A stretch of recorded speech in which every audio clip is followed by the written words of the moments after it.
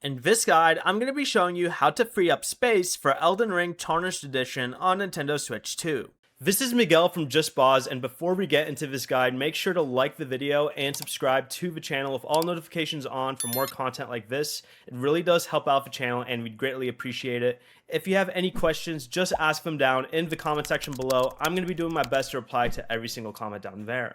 From the home menu, go ahead and open System Settings, then scroll down to Data Management right over here. Select the option that says Manage Software, then go ahead and choose a game or app you no longer need, and choose the option that says Delete Software. This removes the software, but keeps its save data so you can download it again later. Also within Data Management, you can also go all the way down, press Manage Screenshots and Videos, and go through these settings to delete screenshots and videos from the album or move compatible software to a microSD express card if you have one installed. Once you've freed enough storage, you can then download Elden Ring Tarnished Edition with no problems.